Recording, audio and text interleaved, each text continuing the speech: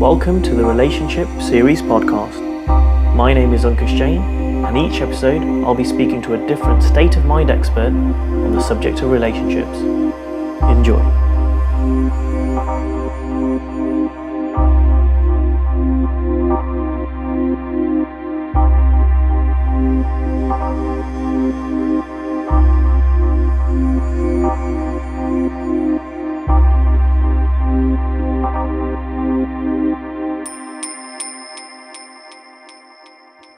Welcome to episode 40 of the Relationship Series.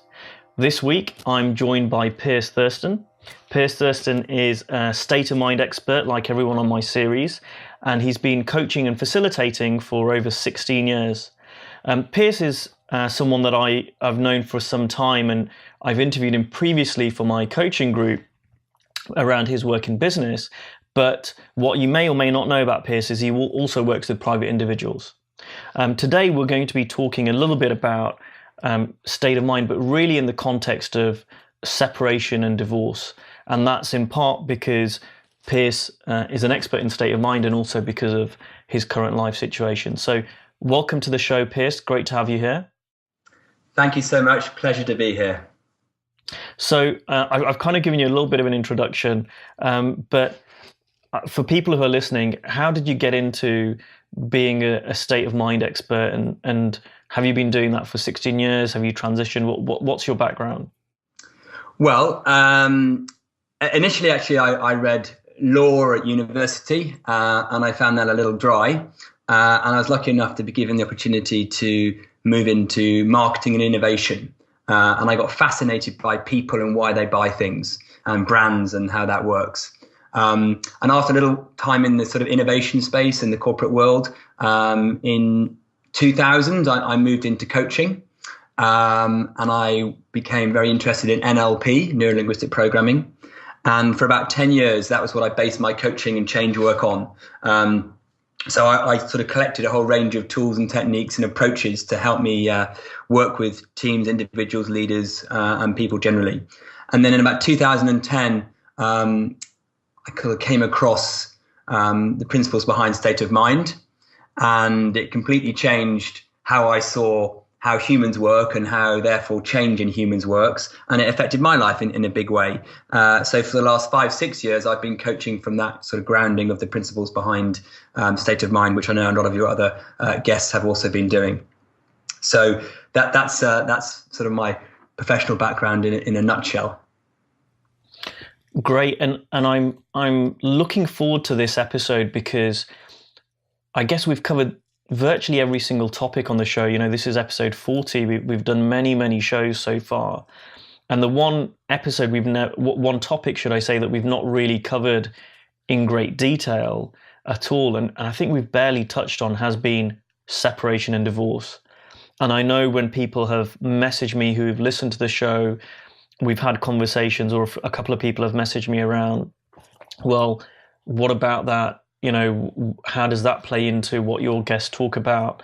And I think in a way it's kind of come about that, you know, we're able to talk to someone who's an expert that is kind of currently going through that process right now. And I know conversations we've had, it's been interesting, and I'd like to bring out things like, you know, how you've dealt with that. What does that mean? You know, are you a state of mind expert if you get divorced?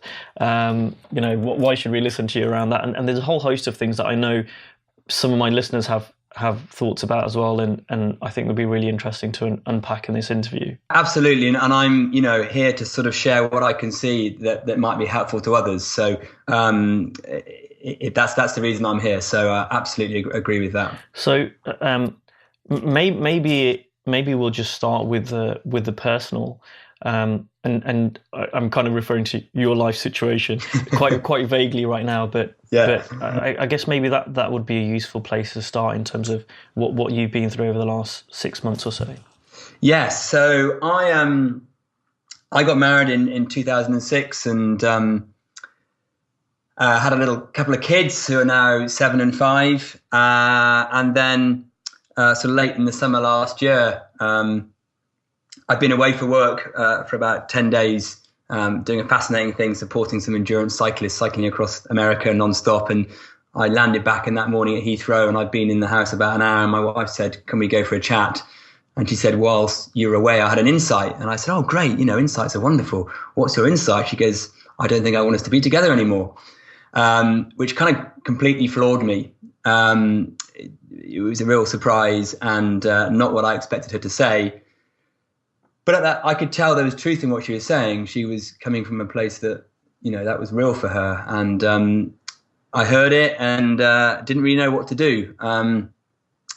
But I could tell it's what she wanted. So as you might imagine, my thinking went quite rapid and my head started getting very, very busy very, very quickly. And to cut a long story short, she decided she wanted to have some time apart. So we had a sort of a time where she was going to go away and think about what she wanted. And she moved out and lived down the road for a bit. And then it fairly quickly became evident she knew what she wanted. And then we moved into sort of a more formal separation at the back end of last year. And recently now we've just sort of signed the papers to say it's finished in a marital status, that is. So that's the sort of logistics of it. I mean, and it's been relatively fast, I guess, from a process perspective.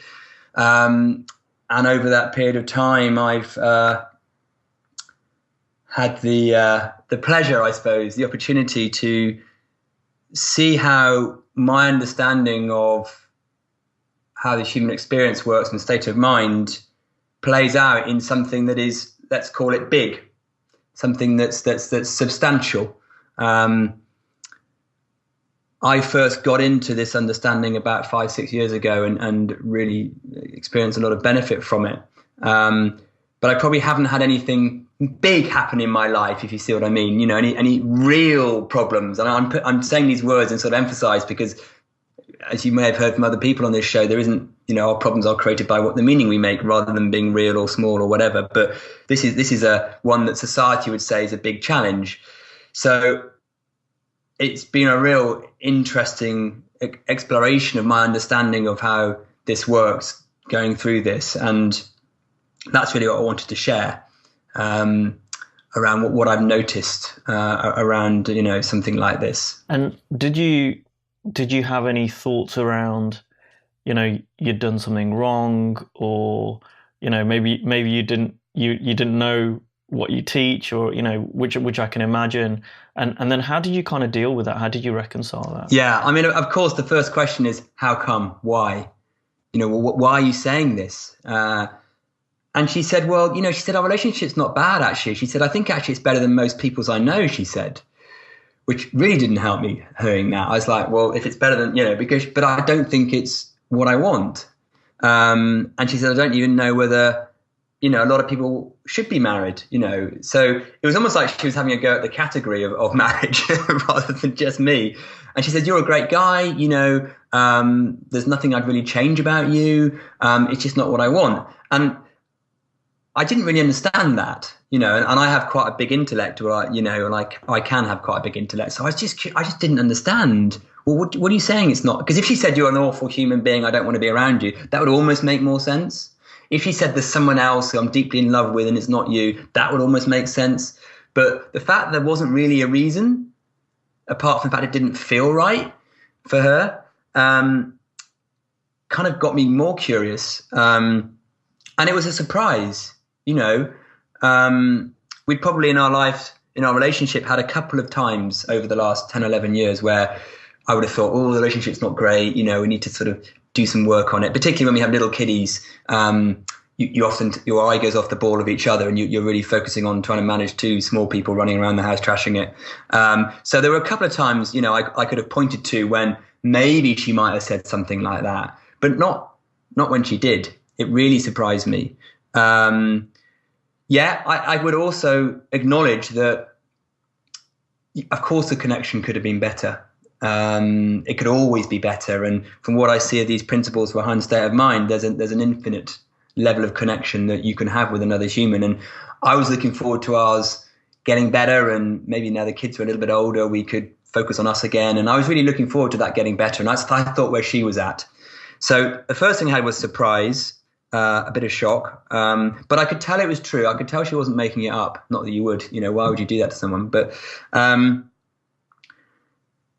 then I guess I had sort of trying to work it out. I'm trying to work it out in my head, and let's see if I can help her. Both of which are unhelpful things to do, by the way, in case that wasn't obvious. But I wanted to see whether maybe she just wasn't in a good quality of mind, wasn't in a good state of mind. And maybe it was just a reaction to a bad moment or something, and it wasn't real for her. It was just a temporary low state of mind thing. So, as is my want, probably being a bit like a coach, I can't help but, well, I couldn't at the time for a bit, sort of ask questions, and I could soon tell that wasn't really helping or what was needed. And I was really doing that for me, not for her. So I sort of backed off doing that because it was sort of not helpful. It was a hard thing to do because I wanted to try and fix it. I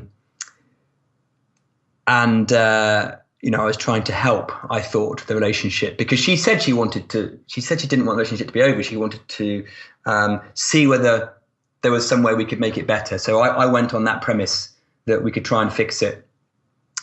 But I think if I'm honest, it became evident to me within a couple of weeks she really wasn't interested in fixing it at all. I think she had an idea that she might have been, but I don't think she was. So then I was left with, well, thoughts around the kids, thoughts around me, what's wrong, thoughts around, am I really that bad? I talk about relationships with my clients. I talk about how to connect. How can I not do that in my own backyard? So you can imagine there was a whole load of thinking coming in, and actually, it was amazing because I hadn't had that much thinking in my head for a long time. And I remember thinking, this is what my clients are on about, because it was noisy in my head for the first time for about 5 years almost, and I almost could relate to my clients a bit better because I was having this noise. But I think what was different was when I wasn't in that noise, I felt great. It was very odd. It was like, well, when I was thinking about the situation, I would feel not good. But when I was not thinking about it, I'd feel as great as I ever had. And when I would be with clients, I'd be engaged and present, and I would feel, great. But when I wasn't, when I was in my thinking, I didn't feel great.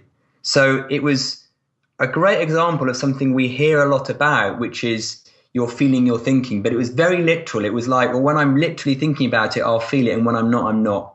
And there wasn't an undercurrent of it when I wasn't in the thought about it. So it was quite binary in that respect. Could I just jump in there and just ask, for people that are really new to what we're terming as principles behind state of mind, or talking about being a state of mind expert, and maybe someone's not heard any of the other shows in this series, what does that mean to you on a very simple level? Well, on a very simple level, and this is something people can have a play with and have a test for themselves rather than believe what we say, is that at a very fundamental level, the human mind only really works one way. It only works one way in that we're creating what we experience from our thoughts, although it can really look like the world is creating it for us. So we can start to see that what we're feeling in our body is coming from our thoughts, and that's creating the outside world for us, as opposed to the world dictating how we feel. So that's one of the key things. We talk about the principles behind state of mind, is that the system works one way, and our experience of the world is coming from us and thought, and that's where our feelings are coming from. And the other thing that these principles are at a very fundamental level is that there's a lovely inbuilt capacity for the system to manage itself, and for well-being and resilience and contentment to come through the system automatically, just like little kiddies. There's innate well-being built into the system. It's an intelligent system. It knows what it's doing. And actually, when we get out of the way of it, it self-restores very nicely. And we don't need to manage that through some of the things that we think we do, which we look to manage ourselves. So to put it in a nutshell, the system only really works one way, and that's inside out. That's thought creating our experience and our feelings. It doesn't come from our background, our environment, our genetics, our situation. And the system has a beautiful way of sorting itself out and restoring to calm and fresh wisdom in the moment if we let it. So, I mean, that's like 2 minutes of explaining something that's taken me about 5 years to see a bit of. But I don't know whether that was what you were looking for, Ankush, or... Yeah, and what I hear, Pierce, is that, and I know a lot of other people on the previous shows as well have said that, like you said, it works one way. There are no exceptions to this, and yet in our lives we can see circumstances which quite often will look like an exception. And I think for many people, getting separated and divorced, especially when it sounds like it took you by surprise, it's not what you wanted at the beginning, would look like one of those exceptions. It would look like, well, it might not be the whole show, it might not be the whole experience, but come on, a little bit of how I'm feeling right now has got to do with this life circumstance. And having gone through that, are you still saying that 100% of your experience over the last 6 months comes to you via your thinking, or do you feel that that circumstance had something to do with it? Oh no, I'm even more convinced, and I think just because we're saying it works one way, it works inside out, doesn't mean you won't have thoughts or experiences that are related to the outside world that you're creating. Of course you will. So our experience for us is real, right? Whatever we are experiencing in any moment is our reality. Okay, so we're not saying that it's nothing to do with the outside world, and Of course, if my ex-wife hadn't said those things to me, I wouldn't have had the thoughts I had. So, I'm responding to the environment I'm creating. But the difference is that thought creates my experience of that situation. And I have a freedom, a psychological independence to feel what I want about that situation, about the circumstances of separation and divorce, about the fact that I don't live with my kids anymore, about the fact, I have a lot less money than I used to. I have complete psychological freedom to have horrible feelings about that and think it's the worst thing ever and that life's conspiring against me, or to think it is what it is, what a lovely opportunity to create something new in life. I have that freedom because thought is creating my experience of the outside, not the other way around. Now, does that answer it a little bit? Yeah, and what I'd love to hear is, and I think that's the purpose, one of the things I like to bring out from these interviews is how that's really helped you. So again, in a very real sense, in the last 6 months, you've gone through, like you said, what many people would see as a big problem, a big challenge. Something that a lot of people would say, well, that would cause you to feel a certain way. How is knowing that your experience is created via your thinking, it's created through thought, how has that been helpful to you over the last 6 months or so? Well, in a couple of ways. One, I kind of knew deep down that I'd be okay. I knew that my well-being wasn't dependent on my relationship with my ex-wife or with where I lived with my kids or not. I knew deep down my well-being wasn't in those things, and it was available because it's available to every human in every moment. So I knew that was there. Of course, in some moments it didn't feel like that. It didn't feel like that at all. But even when it didn't, I kind of knew it was available, and that was very reassuring, hopeful, liberating to know that it wasn't dependent on those things. And I think the second way it helped me was that when I would get into all sorts of thinking around what was going on and why me and why this and what's she up to, which would feel, not great. It might keep me awake at night. I didn't take it so seriously. It didn't drop down into despair very often. I wasn't scared of it. I didn't particularly enjoy it. It wasn't particularly comfortable. And lots of things started popping up that I hadn't noticed about myself and the situation, but I didn't buy into it as much, even though I was in it.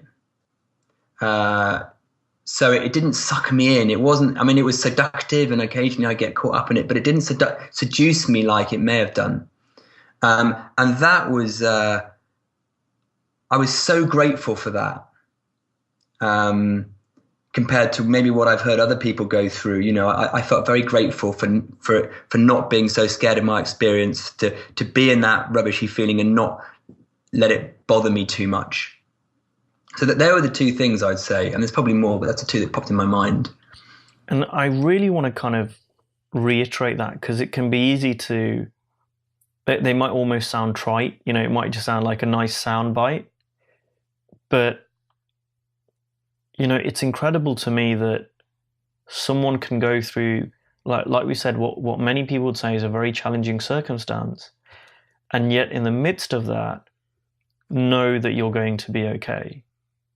And we talked about that so quickly, but I wanted to really come back to it, because I know for me, and I haven't been separated or divorced, but when I've had what looks like challenging circumstances, if I see that, like, that changes everything. And if I don't see it, then that's when I'm kind of running around like a headless chicken trying to fix something, because I think my happiness or me being okay is dependent on a certain outcome.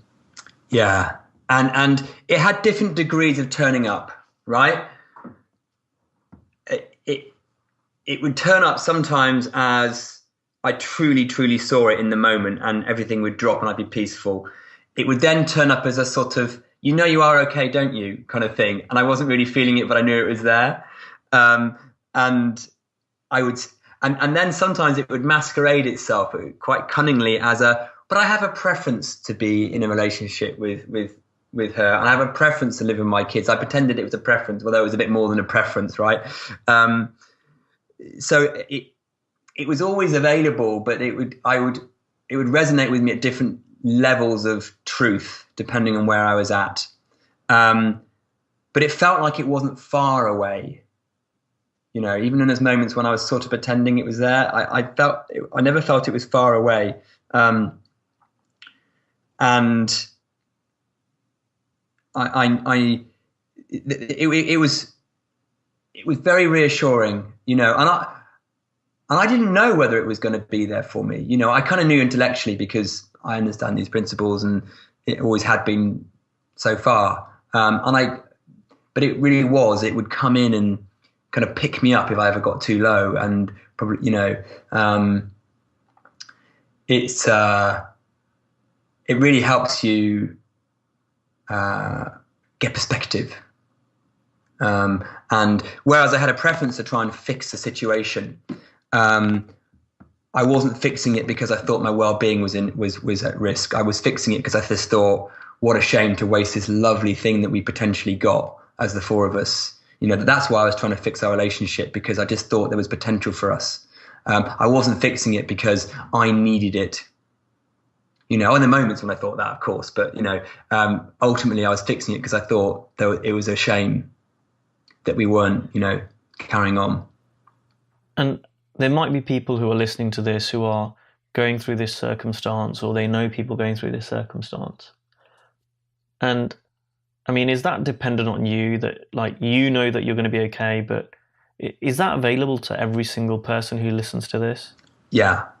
I mean, very, very simply, whether they know it or not, it is, because what we're talking about here is something just true about humans. And, you know, it's interesting. So talking to other people who have been through this, they've had moments when they see that, but they tend to chase that moment away with conventional thinking, right? So they almost don't believe so they'll have a moment of feeling it will be okay, you know, because that's how the system works.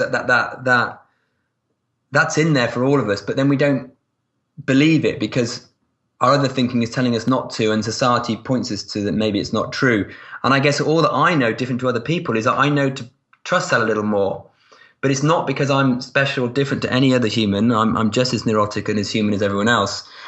But we're all built the same way. We're all sourced by the same thing. So for anyone else out there, I would just say, whenever you get that feeling it's going to be okay, just test it out for a bit, because actually it's true. Don't chase it away. Yeah. And the other thing, which again I really liked, you said the second thing was, when you're up in your head, you didn't take it so seriously, and it wasn't so seductive, which kind of really relates to the first thing, that you kind of have this underlying wellness, this kind of underlying okayness, which I think we all know on some level. It's whether you're going through redundancy or divorce or any big life change, it can look like, God, I'm not going to be able to handle this. But when we slow down, we see that, and then that kind of really ties in for me about not getting carried away in overthinking or overanalyzing. How did you do that? How can someone who's listening to this that finds themselves a lot up in their head, what can they do about that? Well, let's be truthful. I wasn't not in my head a lot. I had lots of thinking going on, busy, noisy. And I guess what I was able to do, I remember one time, it was very odd. I was driving somewhere and I was driving down the road and I came to a T-junction in the road where you turn left or right. And it sort of occurred to me that was what it's like with your thinking. So I'd have all this thinking sometimes charging into my head like horses, and it's seductively saying, you need to dwell in this. You need to, address this. And I could have turned right and gone into that and dwell in it. And then the other time I could just turn left and just transcend it. Now, in times it looked like I had that option of the T-junction, metaphorically. And other times I'd accidentally turn right without realizing it. and then even when I did go into the thinking and it was seductively telling me all these things about the world, I was able to not let it grip me too much. So it'd be noisy, but it didn't grip me too much. I could often distract myself out of it, or just see what it was made of a little more than I probably would have done in the past, pre this understanding. So, and actually some of it was useful, right? Some of it had some, at least intellectually, it had some insight to it around how I was and what might have created this, and how to be about it. So I didn't want to banish all thinking. I didn't want to go, don't think. I just wanted to take it lightly. So to answer your question, how do you do that? Well, it's a difficult question to answer because there's no doing this. I guess you just have to have some awareness that what's coming in your head may feel real, but it's not true. I mean, there may be value you take from it, but take it lightly. Give yourself some space from it. Step back from it. See that your thoughts aren't you. See that it's just things coming in your head, and you can have it's not really, maybe this is the thing to say, it's not really our thinking that's the problem, it's our relationship to our thinking. So if we take our thinking very seriously, it's going to become more solid for us, and it's going to become more real for us, and it's not going to even look like thinking. But if we can have a looser relationship with our thinking, take a little more lightly, it will become more transient again, and less seductive. And maybe we can go into some of those things that you went through, because maybe there'll be other people listening to this who have the same kind of flavor of thinking. Maybe that's the way to put it. And I know when we spoke on the pre-interview that you were talking about thinking about your kids, for example.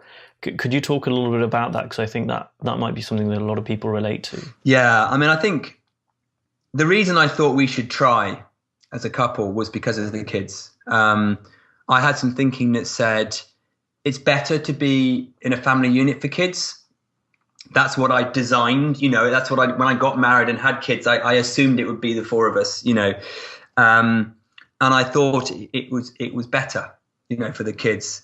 And I was concerned for them. That sort of, but I knew when I was even saying that to myself, is that a bit of an excuse? Because they're wonderfully resilient, even more resilient than adults. So is that really true? Or am I just pretending that's true? And then the other bit of thinking I had around the kids was, I want to live in the same house as my kids. I enjoy them. I like them. I mean, they're noisy little so-and-sos and they pester you, but I love my kids. I want to be in the same house as them. I don't want to live down the road or a different town and see them on, the odd Saturday. I want to be their dad. And I don't want to be a single dad or a separated dad, takes them to McDonald's on Saturdays at 11 o'clock. I don't want that. And then, I suppose I could see that I can still be their dad wherever I am, whatever I do. And it will just be different. Right. I suppose it took me a while to come to terms with that. And I didn't know how important that was to me until it sort of came up for a bit, that this family unit thing, and my sense of identity around it. So I had some thinking around that. But I was able to loosen that a little bit and just see, well, it'll just be different now. And I have an opportunity to be a great dad, but just in a different form. And we have an opportunity to show our kids how relationships work, even ones that aren't together. But yeah, it felt very real for me that the kids were, this was not something to do, not right for the kids to start with. And actually, even in 6 months in now, my daughter sometimes will say things like, well, Daddy, that day you ruined our life when you and Mummy told me about what was happening. And she'll say that and she means it in that moment. But the rest of the time, she's absolutely okay in her well-being about our situation. But she'll say things, like that hit you right in the heart. Or I remember she said to me, we were reading a book about a magic room. And she said, well, I go into a magic room and Mummy and Daddies don't split up. And when they say things like that to you, your heart hurts. But then you see that that's just what they're making up in that moment. That's not something she lives with every moment of every day. Most of the time, she's a happy, lovely little thing, and she loves being with her mum, and she loves being with me, and she loves being at school. She doesn't hold on to that thought the whole way through her life. And if I thought she did, I would be ripping myself up inside about what's happened. But she just says that in the moment because that's what's true for her in the moment. And so having the understanding, helps me see that what they're creating is moment to moment as well as what I'm creating. And I know that you said when we spoke on the pre-call that, you felt that it was probably better, or you've come to the realization now that it's probably better to be happy and separated than stay together because of the kids. Oh yeah, I think, that there are people, and I understand why, who will stay together for the children. But if you're not in your well-being for whatever reason, which is obviously thought, but if it occurs to you, if it looks real to you that the relationship is creating a lack of well-being with you, and you're only staying for the kids, you're going to leak. What I mean by leak is that lack of well-being is going to affect the kids. Right, and they're going to pick up on that, and either you need to come to terms with that and be okay with being in a relationship that isn't what you want, but still manifest that happiness for the kids, or you need to leave, right? Because where my wife was at, I knew it wasn't right for us to stay together for the wrong reason. She wasn't finding the connection she wanted in the relationship. For her to stay together when she felt like that, just for the children. I mean, we would have been at work. I mean, we had a very, we didn't have massive arguments. We weren't disruptive. We weren't mean to each other. It wasn't a bad relationship. So, one can argue, well, you should just sit it out, But she wasn't in that space. She wanted to leave. So I was never going to force her to stay for the kids and use that as a bit of a card, a blackmail card. It's tempting to do that. But I think, it's probably best to get some perspective on that. She seems happier now, my ex-wife, and that's great. So it's the right thing to do. And what would you say to people who'd say, well, what about you, Pierce? What about me? Well, it looks very different to how it did 6 months ago, right? If you spoke to me 6 months ago, I would have been okay, and I would have known that it was going to turn out all right. But I think now I can see that the logistics of life has changed now. So I'm going to get my kids today from school, and I'll have them, and then I'll have them next weekend, and that kind of stuff. And and so all the logistics have settled down. We've done all the legal things, or they're just finishing. So it feels like now there's a new world out there, and I'm enjoying connecting, in a new way with people, and getting. It's almost a new chapter, and that's exciting. It's wonderful to have connection that's different to what I've had before. And that feels hopeful, and that feels lovely. So I'm not saying, oh yeah, great. I don't care about things. Of course I do. I loved our time together as a couple, as a family. I love leaving my kids, but this is just different. It's not worse. It's just different.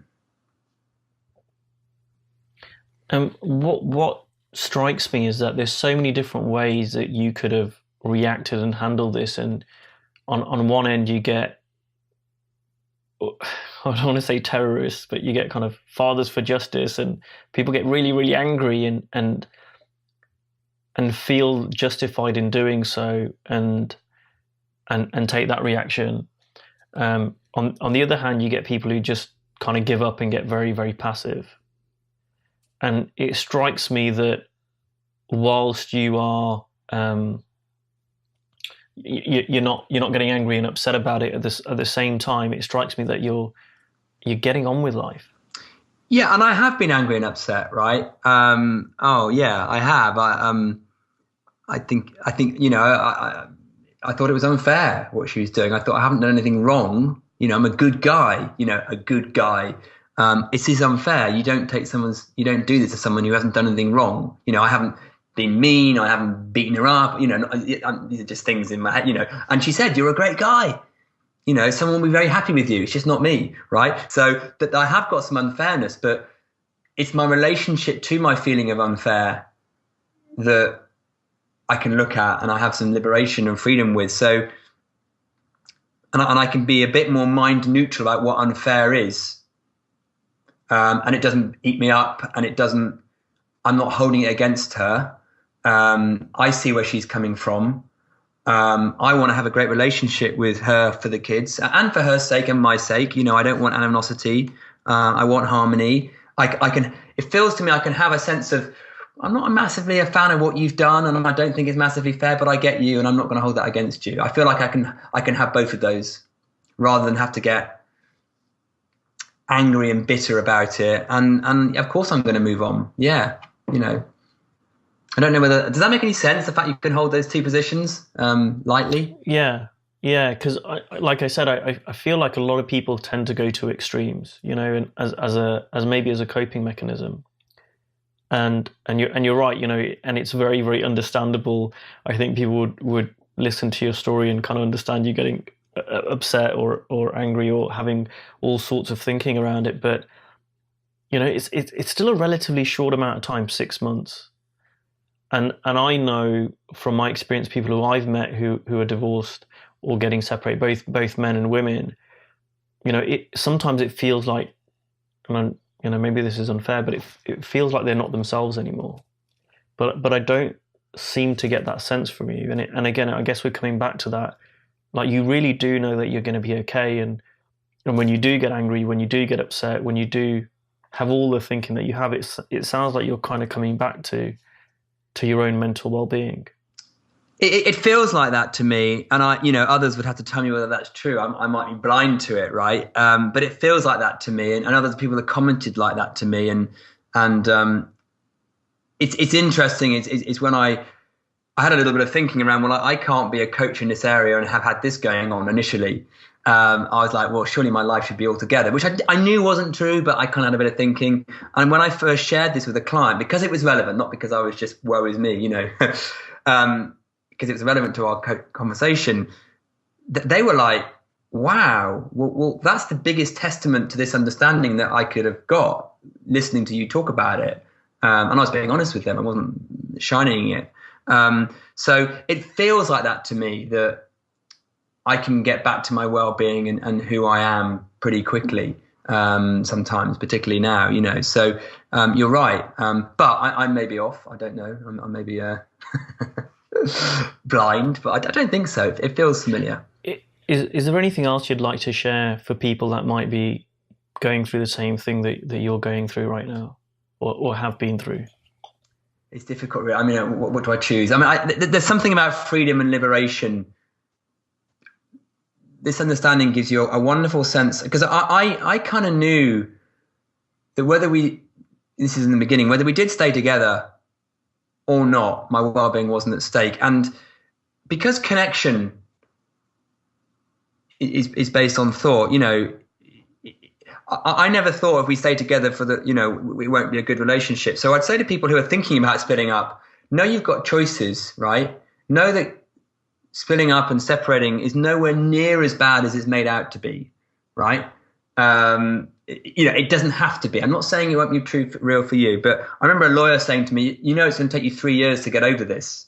And I said, well, how do you know? He goes, well, evidence says. And I was like, okay, well, so the society kind of paints a pretty dim picture of what it's like to get separated and divorced. So at one element, know you've got more liberation and freedom than you think around what it would be like to separate and get divorced. And on the other side, know you've got more liberation and freedom to make a relationship that you're in work. Whether that's one where you're thinking about separating and not sure, or even if you are separated and divorced from your partner and you're not in a good relationship with them, you can use what we know about the human system to make that relationship better. And one thing my ex-wife said to me, which was really odd, she said, because of who you are, it makes it easier for me to separate from you because I know how our relationship will be going forward. And I was like, that's a kind of real backhanded compliment. You're almost saying because I'm a nice guy, I'm going to divorce you. But if you were a real arsehole, I wouldn't, kind of thing. Or sorry, my language. But if you were a difficult person, I wouldn't. I'd stay together because it's not going to work out. So I suppose what I'm saying is we have freedom to stay in the relationship and make it work. We have freedom to get divorced and separated and it not completely ruin our lives. And we have freedom to make a relationship with our ex-partner work, right? Despite what might come along to try and get in the way of that. So that freedom is what's hopeful, that's what's there for you, even if it doesn't feel like it in the moment, even if it feels like you're being consumed by your seductive thinking. Knowing what's underneath that, available at any moment, is massively reassuring. I mean, that's not a very pithy answer there at the end, Ankush, so sorry, but I hope there's something in that. And do you work with people who are going through divorce and separation?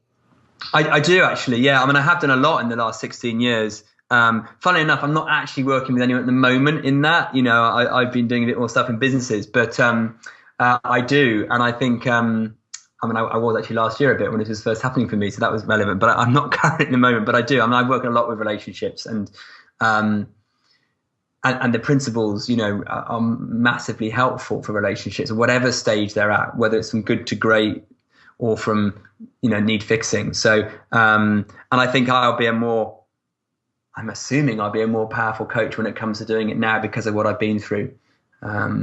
Yeah. And if people want to get hold of you and maybe reach out, what's the best way that they can do that? Well, I've got a few websites. So I've got piersthurston.com.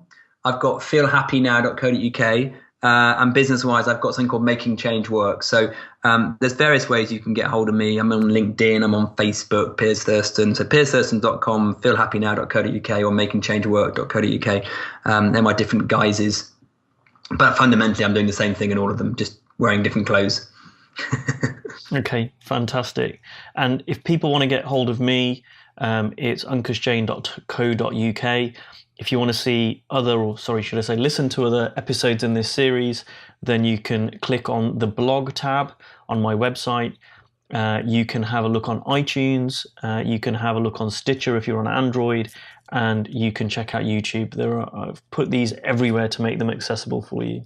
Thank you very much, Pierce. It's been a pleasure to have you on the show, and thank you for being so open and vulnerable with us. And I will see the listeners next time. Well, thank you. It's been a privilege to be invited to come and speak, so I hope it's useful. Okay, thank you. Thanks for listening to the Relationship Series podcast. If you want to hear more, you can click the subscribe button below. You can share this and impact someone else who can benefit, or you can like it and encourage others to listen. Also, it'd be great if you leave me a comment below, as I always love hearing from listeners, and I want to keep creating great content for you. Thanks for listening.